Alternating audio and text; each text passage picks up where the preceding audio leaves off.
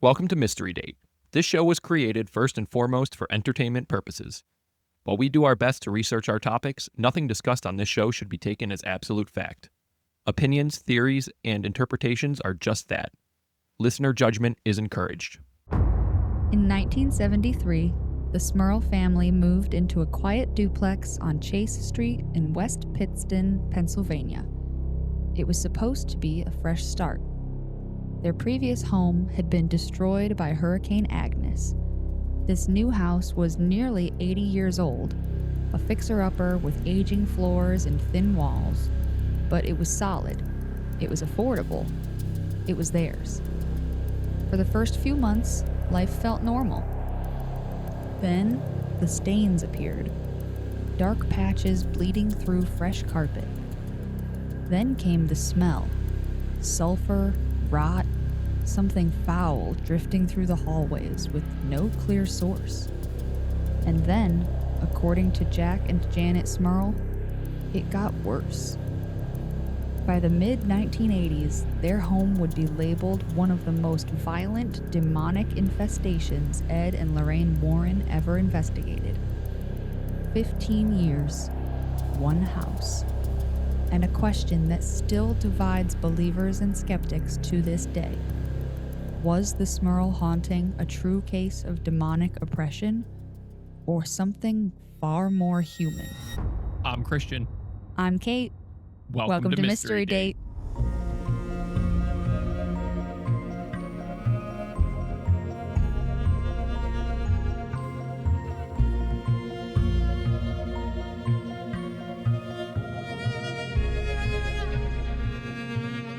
It's date night, meaning we get to talk about all things mysterious and weird.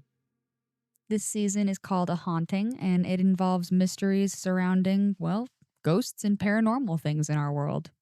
Tonight's episode is all about the Smurl family haunting. Sit back, grab your favorite drink, and let's start the show.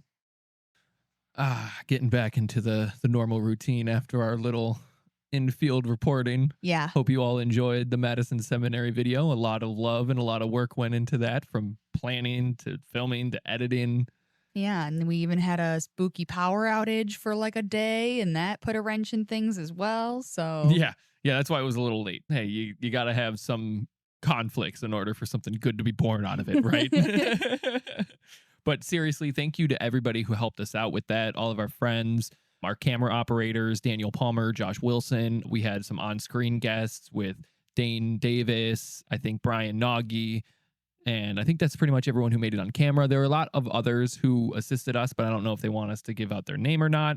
So if you're listening to this, thank you for coming. We appreciate it. All the help was great, and I don't think we could have put that video together without at least the camera operators, but having everybody there was a really good team camaraderie, I think, to keep us going during the cold. Yeah, and it was a lot of fun. Everybody there was great, and I think we had a great time. Yeah, so go watch that video if you're watching this one and you haven't seen that. I wouldn't recommend necessarily just listening to it. So if you're listening to us at work, if you're usually an audio only listener, I would definitely suggest maybe you switch over to the video version of the seminary episode. Yeah, it's definitely going to be a video episode. Yeah. Most episodes are okay for audio only, but that one, you kind of need the visual. Yeah, you're going to want it. There's a lot of fun stuff. And honestly, if you just listen to it through audio, you'll be sitting there in silence like, what's happening? Yeah, you might get bored, but watching it, you'll understand what's going on, so you won't feel bored. Yeah. But that's our plug. Go watch that video. A lot of love and a lot of labor went into that. And I want to do more stuff like the investigations. I think that is something that could fuel this channel and allow us to do really unique videos that not everybody's doing. Sure, everybody goes ghost hunting and searches for whatever spirits they can find in all these abandoned places, but I want to go investigate just the random conspiracies like Roswell. Let's go to Roswell. Wouldn't that be cool? I know it's probably just a normal small town nowadays and there's nothing really there, but just investigating all of these places, going to these iconic conspiracy or mystery locations, I think would be really cool. Yeah, searching for Bigfoot or Mothman, visiting like Roanoke, Oh, yes. That would be awesome. or places we've talked about in this podcast, and getting to just be on the actual location of those mysteries. Go to see all the spooky like castles in Europe and stuff. Like, that'd be so cool. Check out Salem. We want to do all yes. that stuff. All the mysteries in real life and not just hear from our couch. Yes. The podcast will continue. Don't think that we're going to stop doing this. This is the main bloodline of the whole Mystery Date brand. So this thing isn't going anywhere. But with all that out of the way, I just want to say as well, please, if you're listening, like, subscribe, share, follow, whatever you can to interact with this show. It helps a lot, and it shows the algorithm that we're putting something out there that people like. So getting into it, what do you know about the Smurl family haunting? Not much. We've seen the Conjuring movie.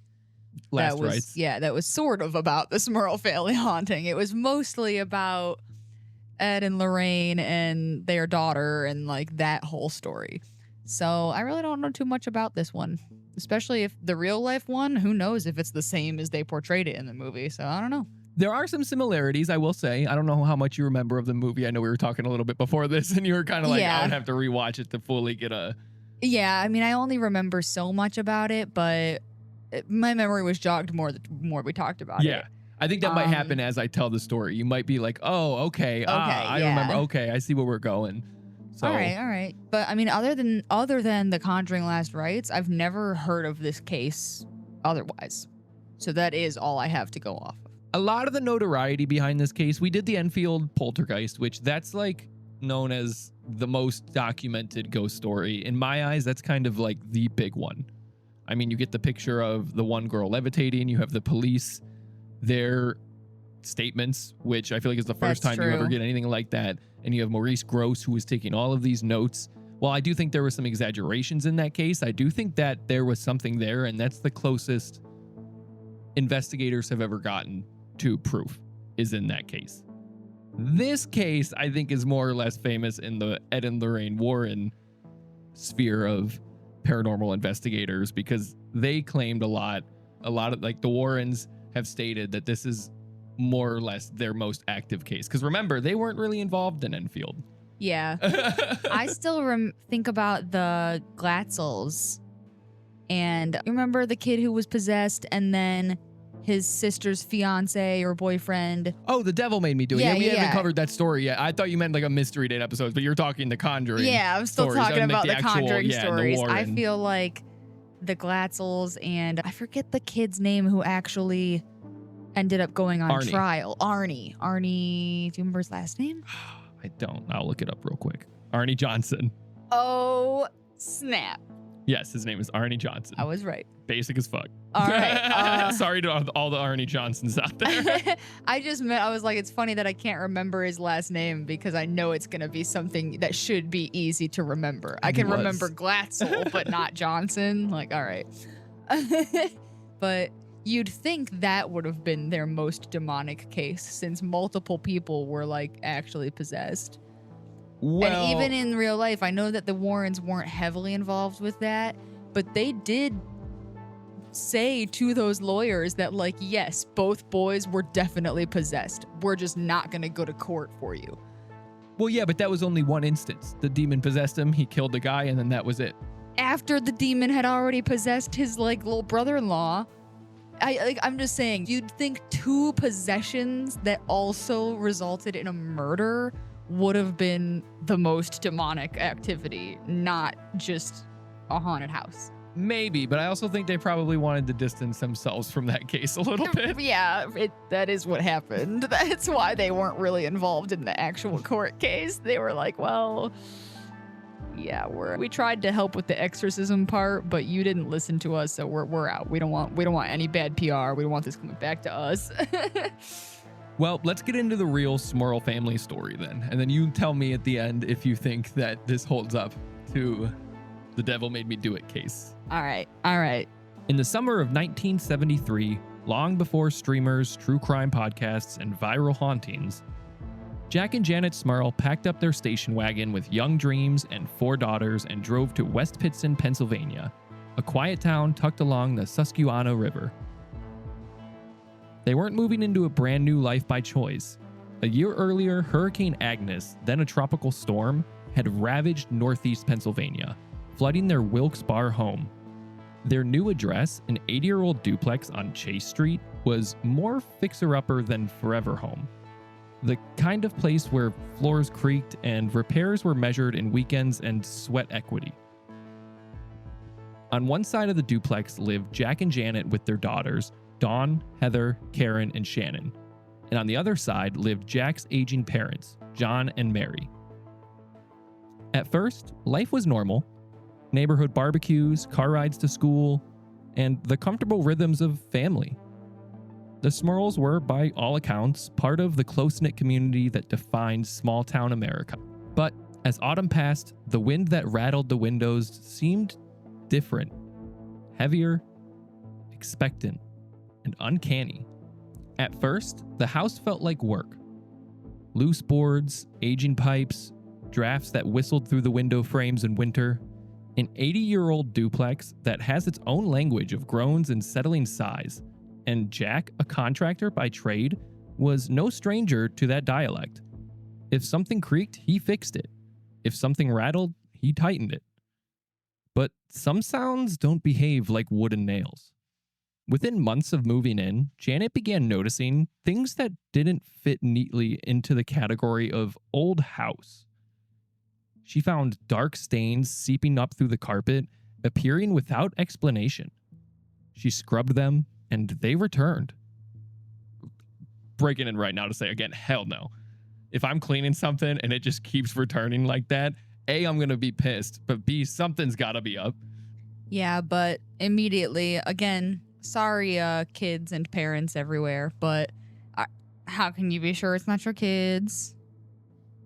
What if it's just your kids? Dark stains coming up from the carpet. I got like cola. It's coming up. Yeah, what if they spilled something and then it kind of seeps in? It looks like it might be seeping up. Yeah, but no, you're right. It could be like cola or juice or something. Yeah, even nail polish. If it's in the same spot, though, that's spooky. That is uncanny.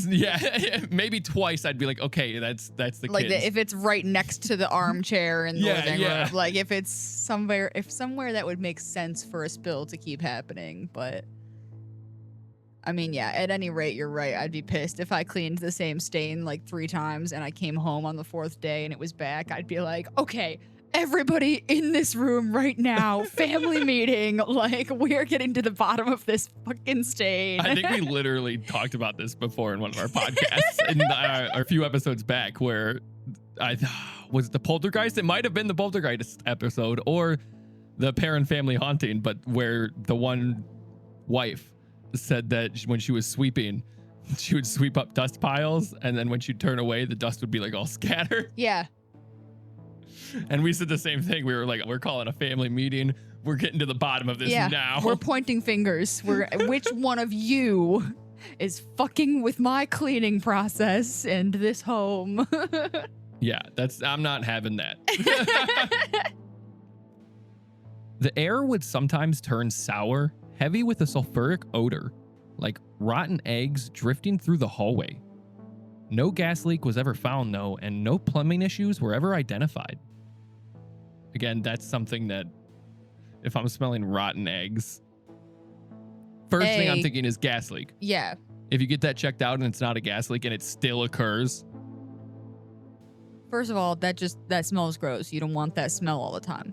But second of all, once you confirm it's not a gas leak, how are you never going to be paranoid about a gas leak? Well, yeah, you'll never know now. Like, yeah, if it's still like I would literally forever be paranoid in that house that what if there is a gas leak that occurs and we don't know because they've already told us there's not one and we already smell it. Like, what? I mean, yeah, that seems really unsafe. After all these occurrences, there was one thing that really stood out. It was the knocks. Not random ticks of expansion, not the soft thud of a neighbor closing a door in the other half of a duplex. These were deliberate. These were sharp raps or slow dragging footsteps across an upstairs room when no one was there. Janet later described the early months as unsettling but survivable.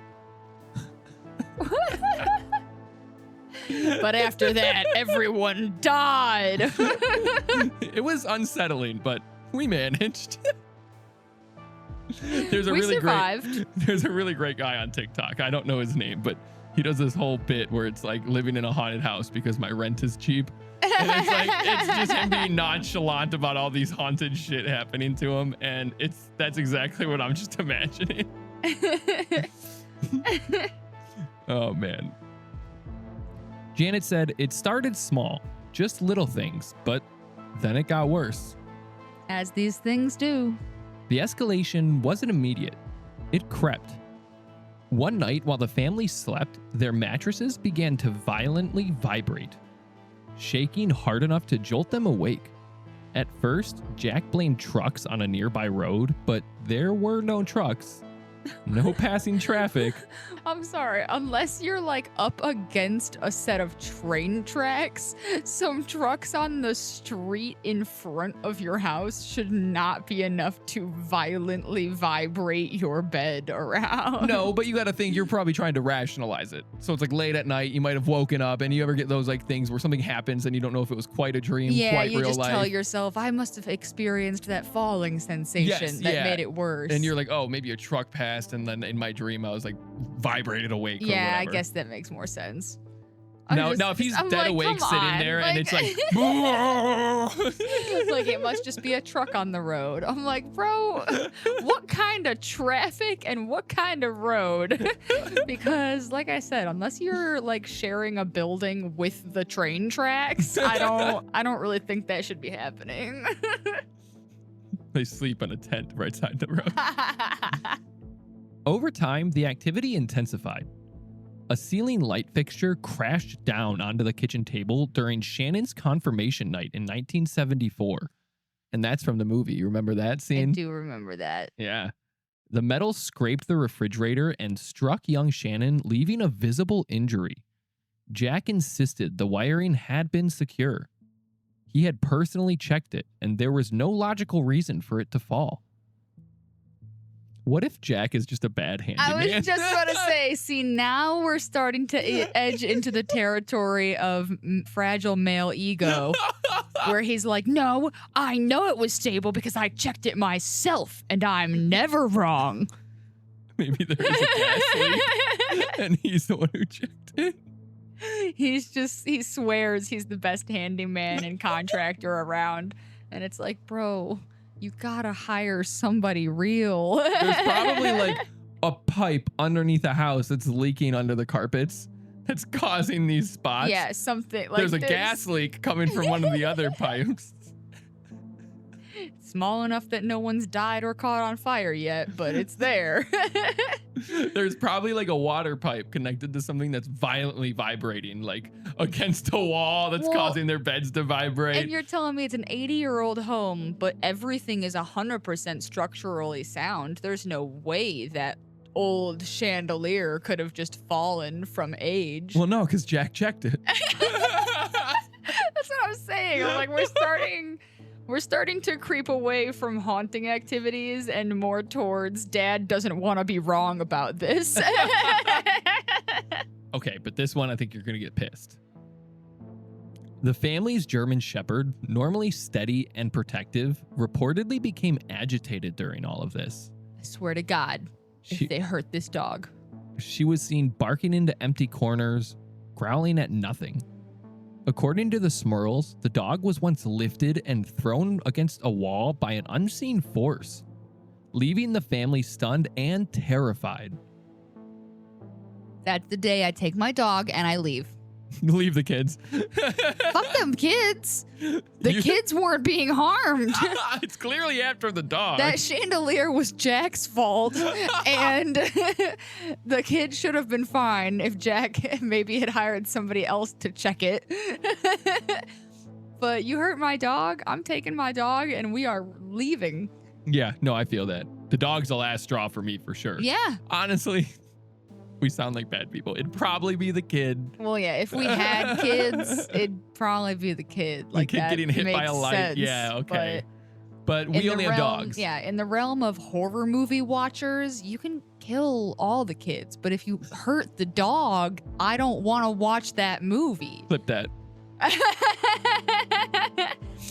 Slasher flicks are fun, but not if they hurt the puppy. That's true. Like, come on now. You can kill all the teenagers. To make you feel a little bit better. That's what makes a slasher flick. The animal was not injured severely, but the psychological impact was lasting, especially on the girls. And I can't imagine being like a 10 or whatever and seeing this happen. Even if it, like, I don't even, this is something too that I couldn't explain. If everybody steadfastly agreed that this dog was thrown against the wall by nothing, then that's a case of like a haunting. That's something going on. That's just not leaky pipes or a light falling. By the late 1970s, the house no longer felt merely strange. It felt hostile. The daughters reported hearing whispers in their bedrooms, and Dawn and Heather spoke of shadows moving along the walls late at night. Karen would later say that she felt watched constantly, even in the daylight. Then the physical manifestations began.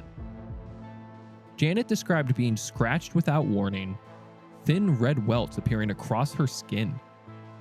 Jack claimed similar marks.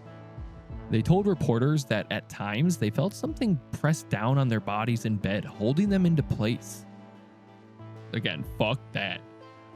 Yeah, I'm out. I've already left. The second I start feeling restricted too, though, that's like a really big fear of mine when it comes to like ghost hunting, because I hear that a lot where people say like they feel hard of breathing. I hate that shit. So that's not something. I won't even like swim in deep water because the pressure of just not even holding my head underwater and holding my breath, but still being able to breathe air. But while my body is in the water, just that amount of pressure on my body makes it a little bit harder to breathe. Mm-hmm. And that panics me quick. Yeah, no, I get that. I don't like putting my head underwater because I freak out when I can't breathe. After all this, the most disturbing allegations surfaced.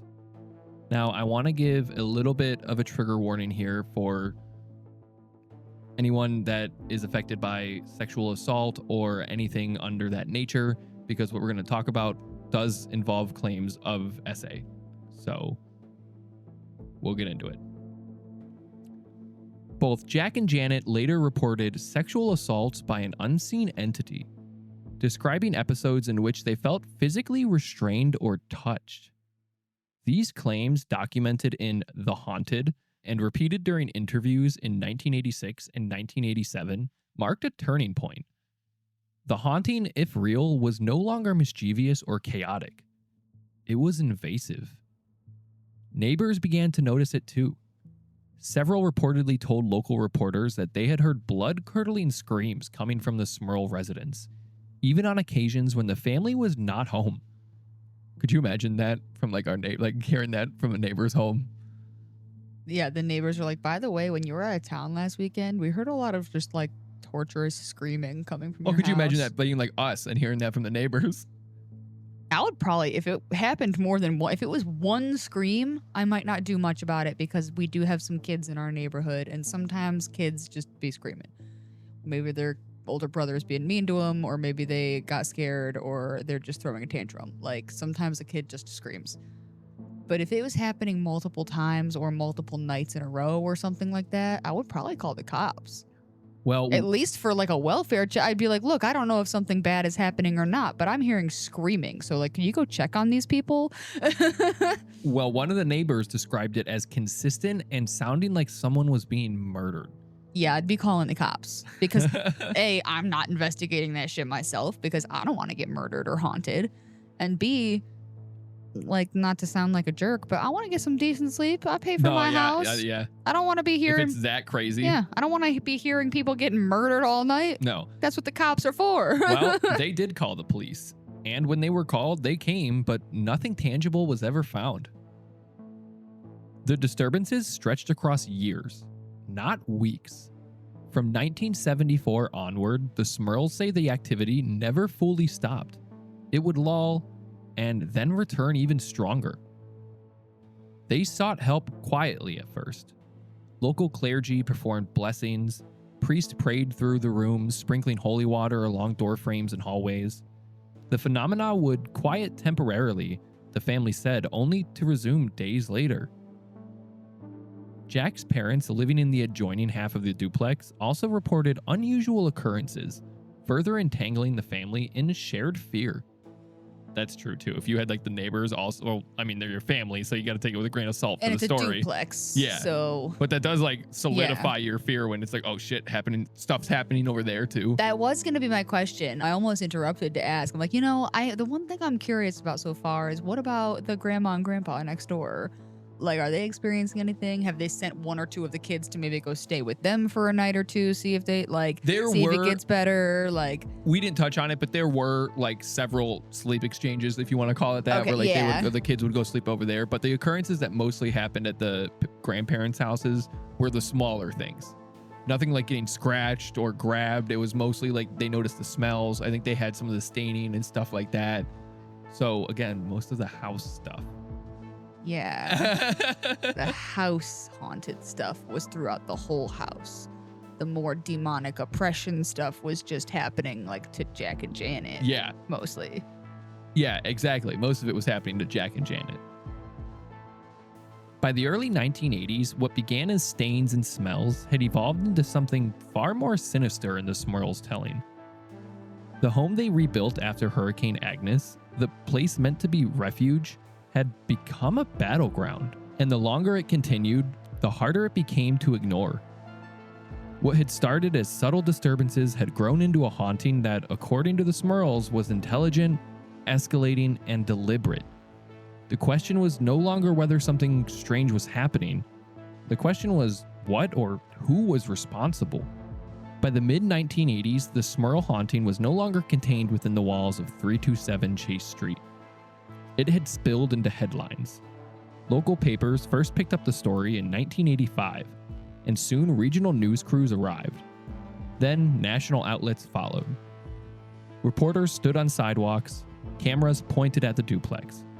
At one point, accounts say dozens of journalists crowded the street, turning a quiet Pennsylvania neighborhood into something resembling a carnival. For the Smurls, the attention was double-edged. On one hand, they hoped someone might finally take them seriously. On the other, their home was no longer private.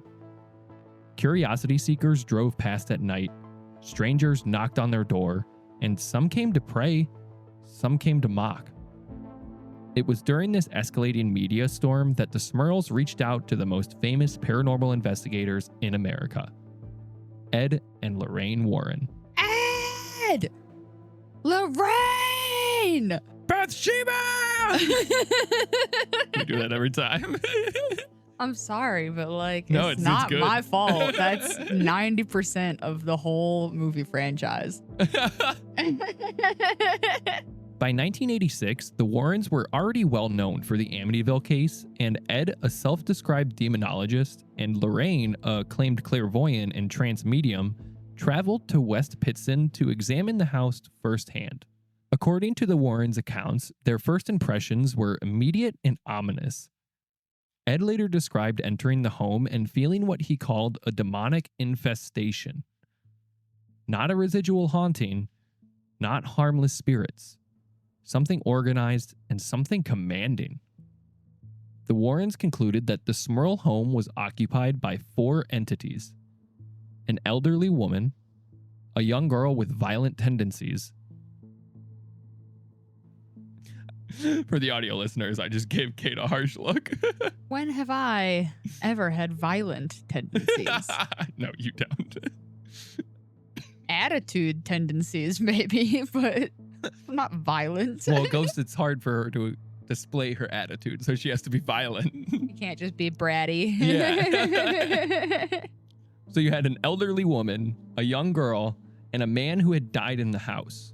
And the last one was said to be a dominant demonic force controlling the other 3. Ed would later say that the demonic presence manifested as... Wait, you only said 3 of them.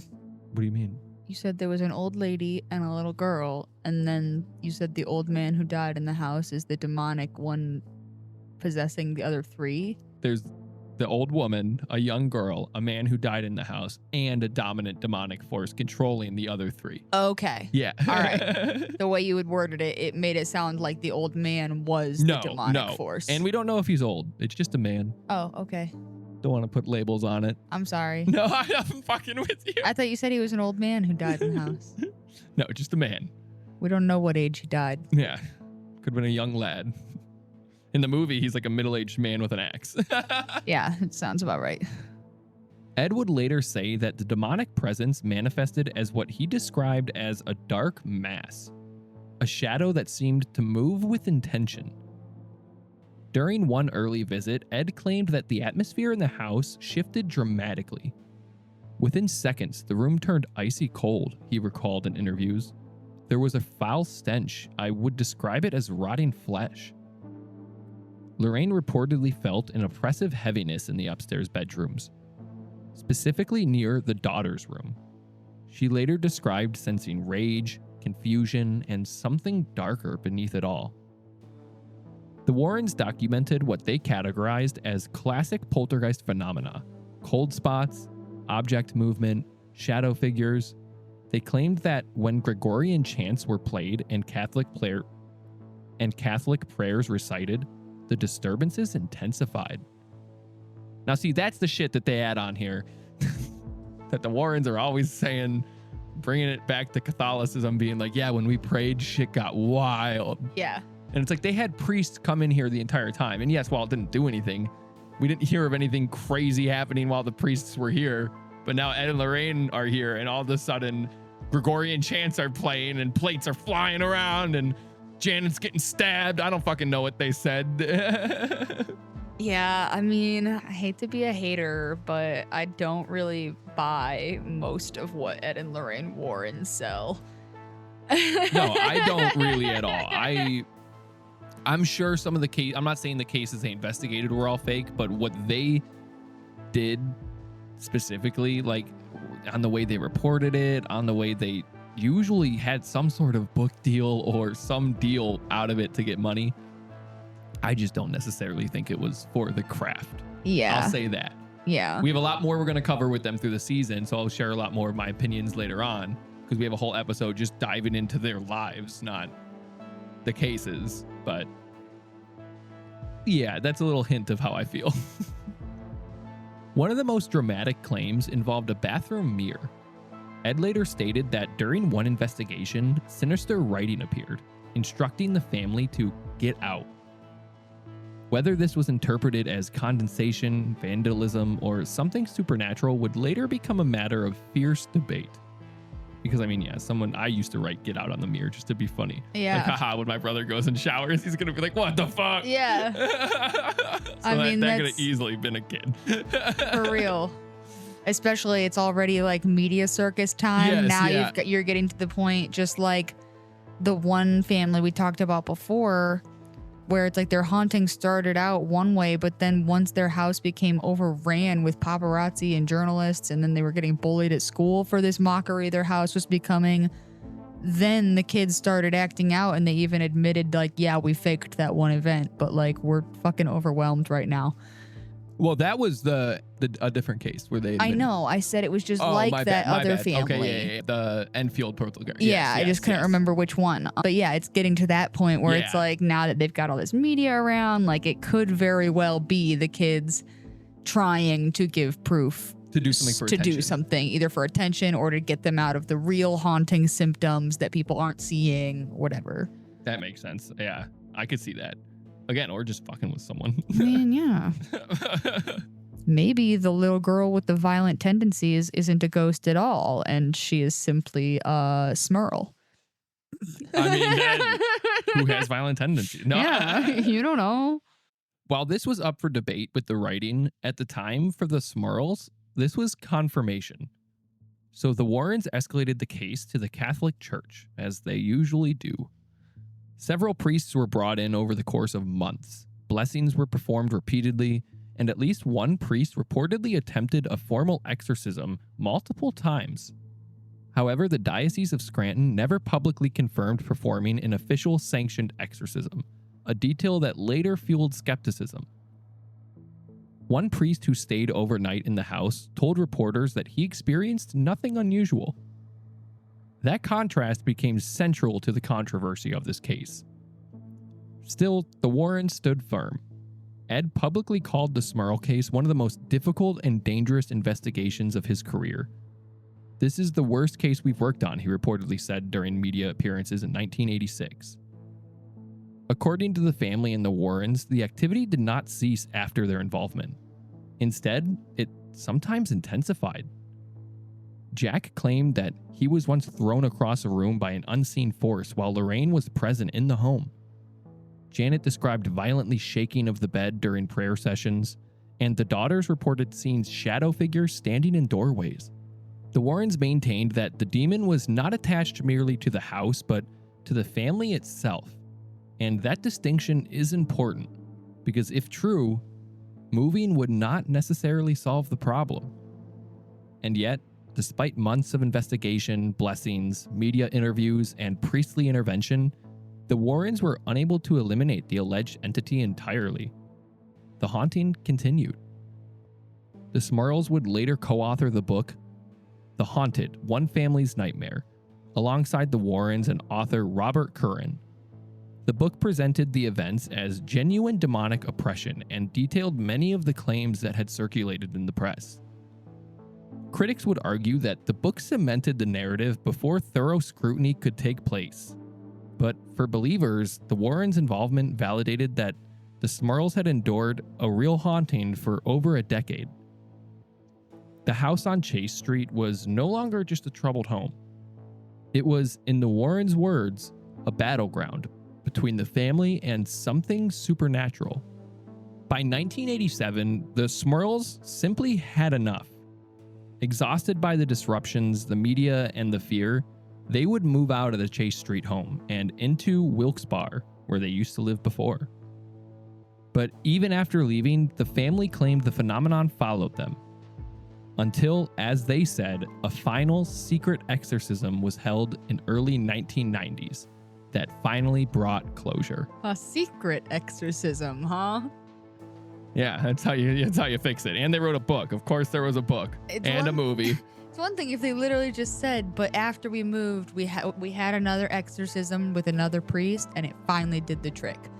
That alone would have sounded more believable than adding, well, we did one final secret exorcism. It's like, all right. In 1986, the Haunted paperback brought the case to bookshelves across the country, and in 1991, a made-for-TV movie dramatized the events. More recently, the haunting inspired the 2025 horror film The Conjuring Last Rites, the concluding chapter of a decade-long cinematic saga drawn from the real-life Warren cases. Jack Smurl passed away in 2017, and Janet continued life quietly, and her daughter Karen became involved in paranormal investigation.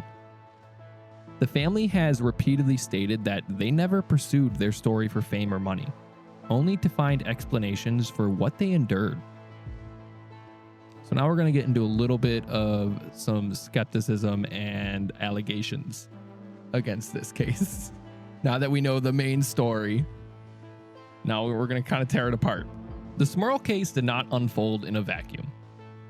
By the time it reached national attention in 1986, America had already lived through Amityville. The public was primed for haunted houses. Publishers knew there was an audience. Television producers knew there were ratings to be had. And skeptics knew exactly what to look for. From the beginning, critics questioned not just the phenomena, but the framework through which it was interpreted. The core issues for skeptics were simple. There was no independently verified physical evidence, which is often the case with a lot of these Warren investigations. It's usually the case with almost every haunting. Truly, yeah. Really, what it comes down to is where's the proof? Where's the proof? No video documentation of objects moving, no medical documentation conclusively linking injuries to unexplained causes, and no clergy-issued confirmation of a formally sanctioned exorcism by the Catholic Church. While the Smurls and the Warrens described dramatic supernatural activity, much of the evidence rested on testimony. And testimony, especially under stress, can be unreliable. Paul Kurtz, the chairman of the Committee for the Scientific Investigation of Claims of the Paranormal, These fucking names, bro. God, yeah, shorten that shit. Or I don't even know how to say this acronym. Psychop. Psychop. That's still better. So Paul Kurtz of Psychop was very vocal about all this. He publicly described the case as a hoax, a charade, and a fabricated ghost story. Kurtz and other skeptics argued that extraordinary claims require extraordinary evidence. And in the Smurl case, that threshold was never met. Several alternative explanations were proposed over the years. One area skeptics examined was psychological stress. The Smurls had already endured major trauma before moving to Chase Street. Hurricane Agnes had destroyed their previous home. Rebuilding financially and emotionally takes a toll. Financial strain, close quarters in a duplex with extended family, and raising 4 daughters in a small town could create high-pressure domestic conditions. Skeptics suggested that stress can heighten perception of ordinary events. Sleep disturbances especially can create experiences that feel intensely real, including sensations of being held down, touched, or attacked. Kind of like we said before, when you're falling and you get that leg twitch, or if you've ever been in a fight in a dream and you wake up and you feel like you've been hit, but there's actually no pain. Like I've kind of had that before. There is a lot of stuff that you can dream that then crosses over into the real world. Oh, yeah. I mean, psychologically speaking, imagination and reality is a finer line than we would often like to think. That's a good quote. Thank you. Yeah, I like that. I am a philosopher. I'd say so. Modern psychology recategorizes phenomena like sleep paralysis, which can include tactical hallucinations and perceived presence in the room. The Shadow Man. Exactly. Or the Hat Man, or the old hag. There's a lot of them that are connected to that. But these people specifically say that the shadow figures are on their walls or in their doorways. Critics suggested that these experiences might align with parasomnias, involuntary sleep-related disorders rather than demonic activity. Another angle involved environmental factors. Old homes can produce faulty wiring that causes lights to flicker or fall, settling foundations that create knocking sounds, gas leaks that cause sulfuric odors and neurological symptoms, mold exposure that can contribute to paranoia, headaches, irritability. And though no conclusive environmental hazard was publicly confirmed in the Smurl house, skeptics argued that such investigations were never thoroughly documented in a transparent way. You just had Jack going through. No, I can't. That's an allegation. I can't say. Allegedly. No, that is what it feels like, though. It's like, where is your paper documentation and proof that the house was sound, that there weren't electrical problems, that there weren't plumbing problems, that there wasn't a gas leak? Every time we're told one of those things, it's always according to Jack and Janet.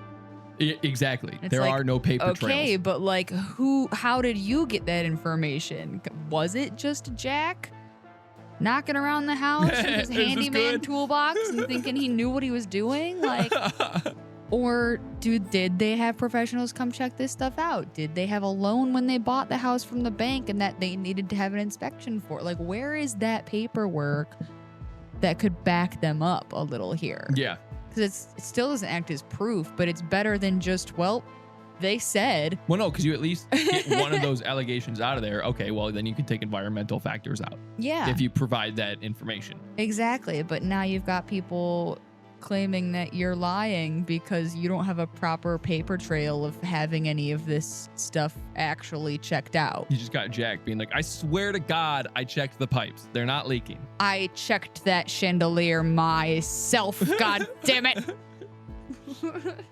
That poor family. Another issue with this case was, honestly, the Warrens themselves. Aren't they always like a bit of an issue? Yeah, especially by the mid-1980s. Their involvement in the Amityville case had drawn significant criticism.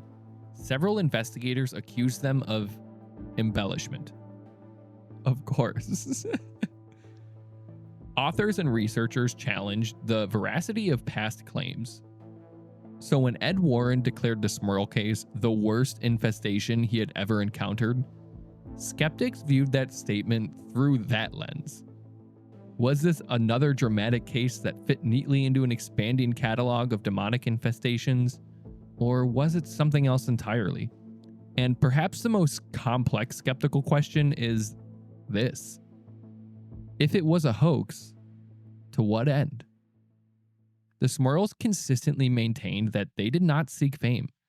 In interviews, Janet expressed embarrassment about the publicity. The daughters have spoken about bullying and disruption to their lives.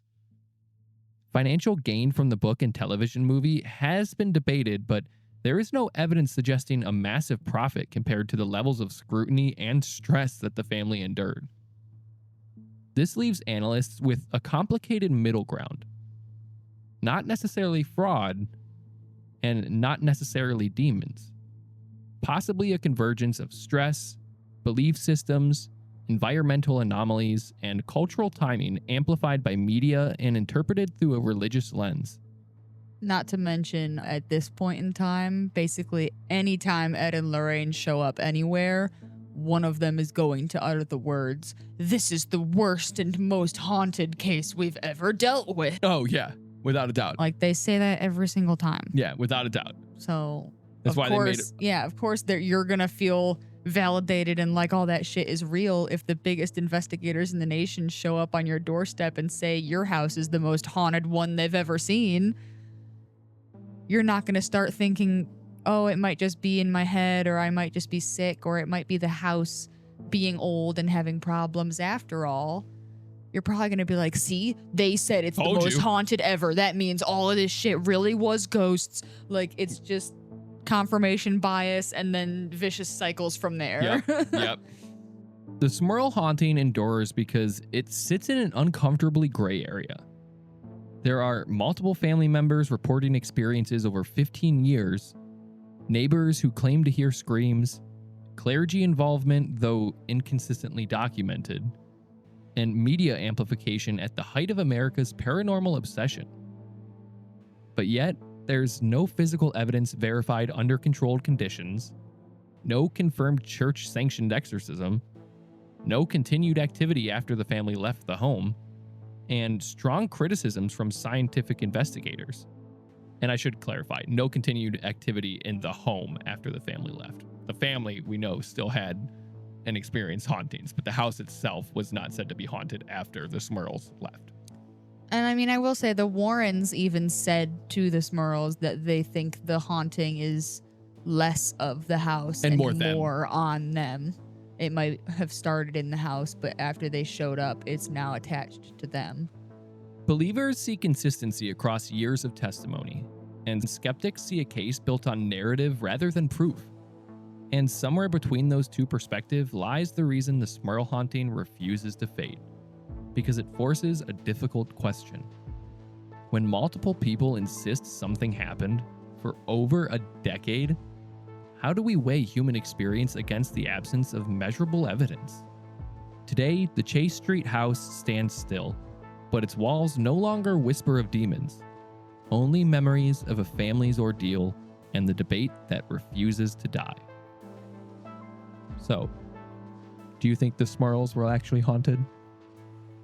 I don't know, man, because here's the thing. They don't even have a record of getting the gas leak checked, let alone a picture of the scratches apparently they were waking up with all the time that no one ever went to the doctor for, never took a picture of. Yeah, no medical documentation. Nobody, like, I don't know.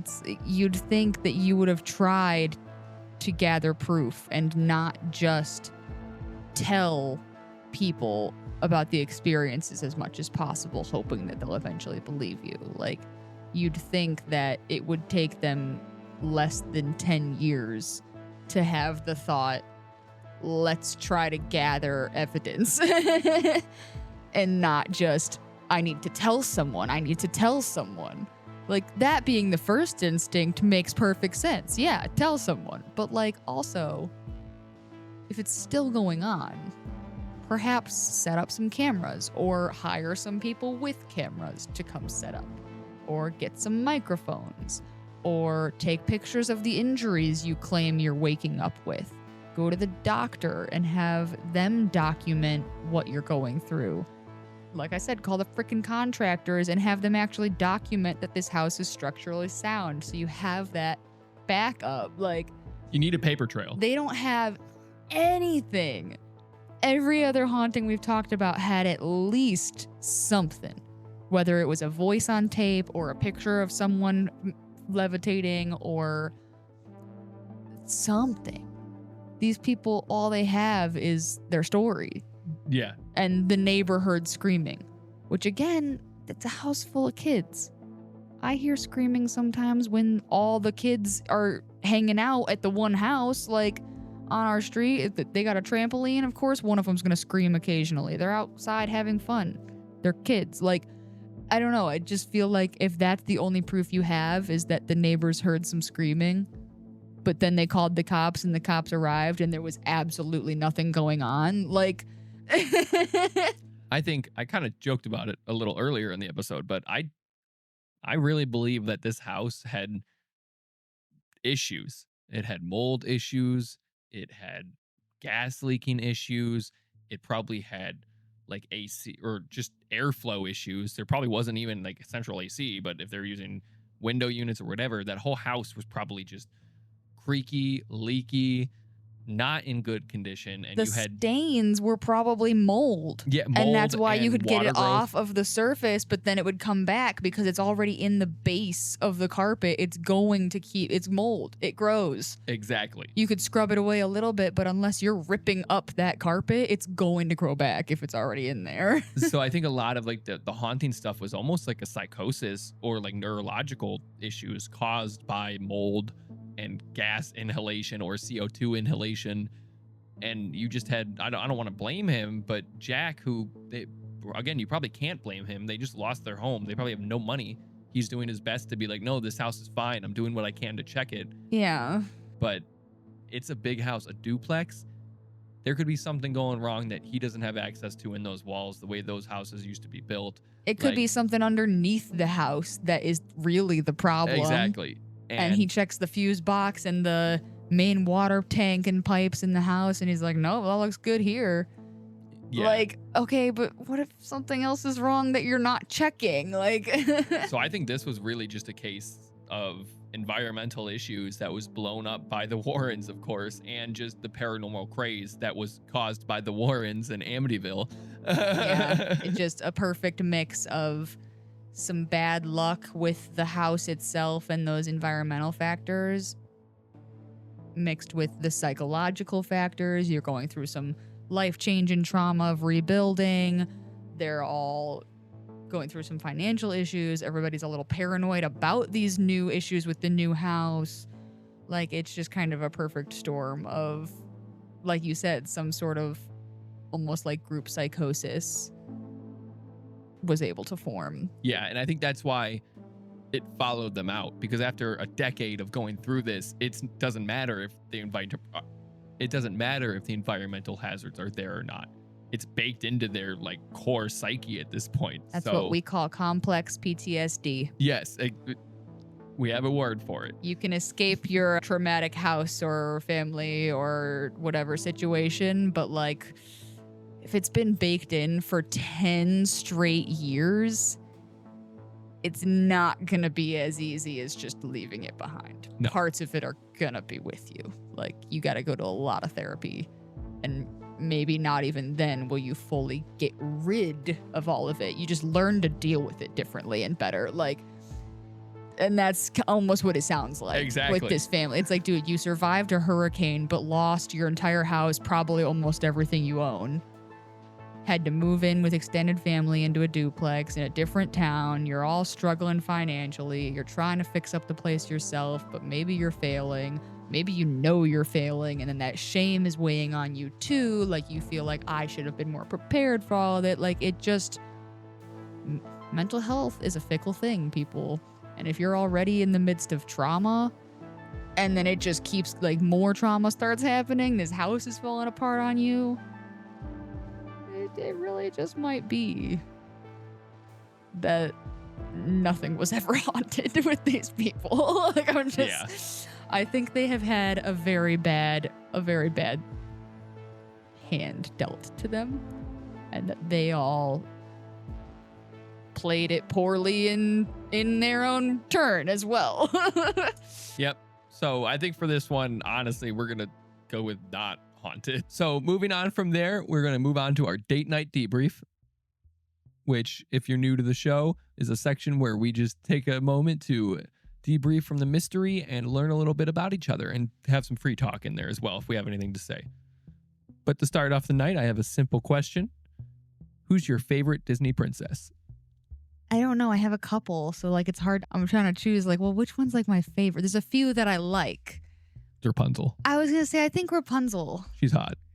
I think I think Rapunzel's my favorite. I'm kidding. No, I do like Rapunzel though the most, just because I feel like that was the first time where, at least in my eyes, I mean, I was never really a big Disney princess fan, but I saw Tangled because I liked Flynn Rider. I thought he was cool, and dude who voices him was in Chuck.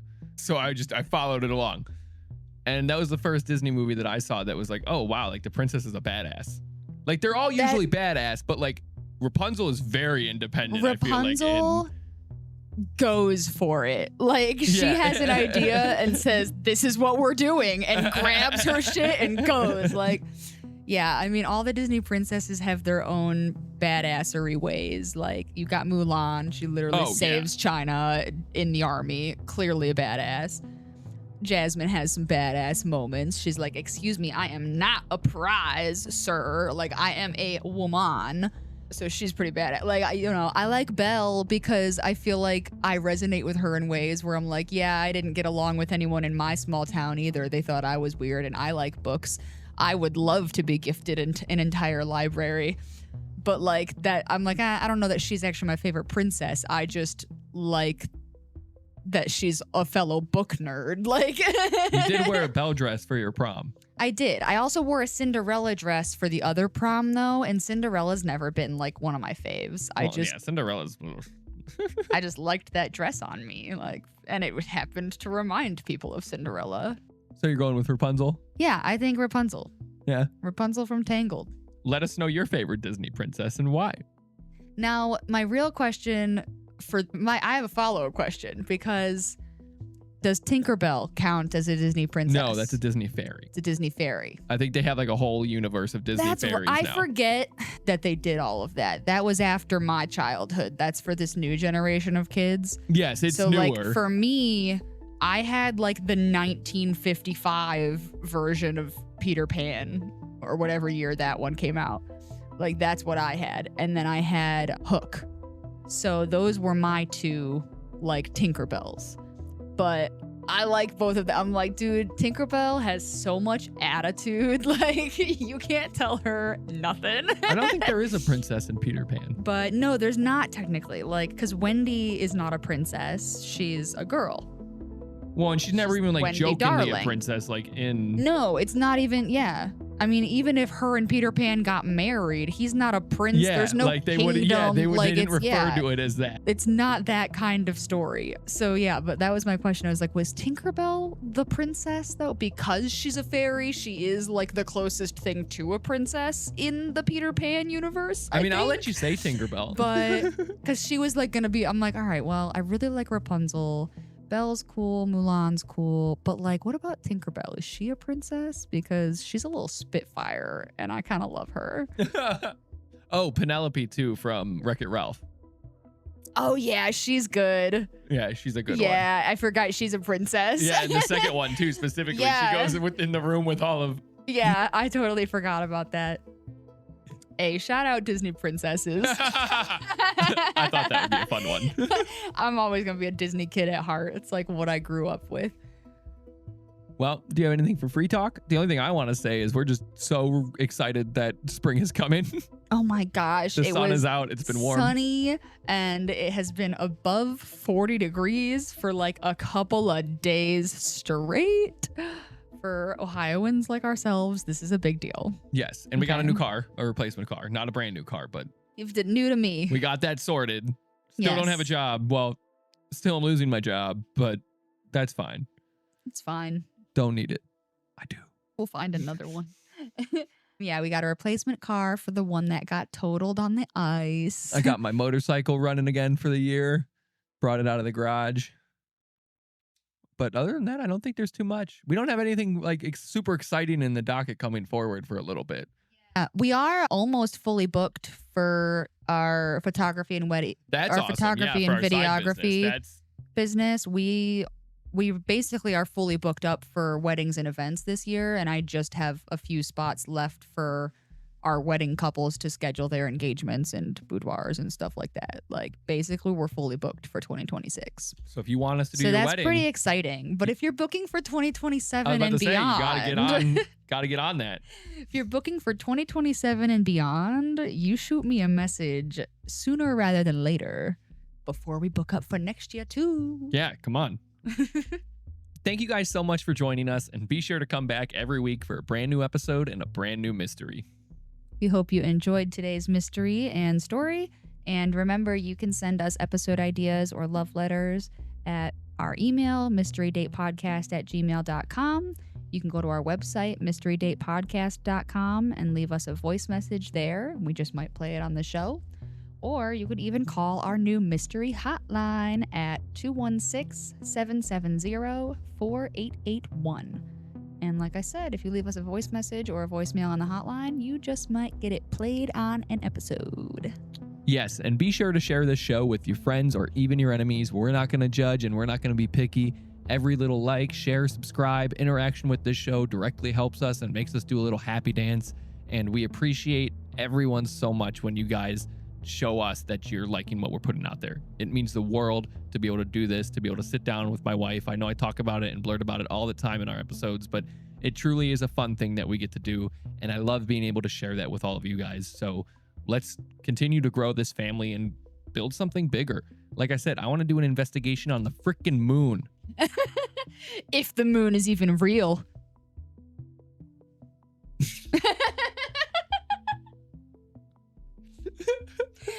That's all. So be safe and have a great rest of your day or night. And remember, Every good mystery deserves a date. Bye. Bye.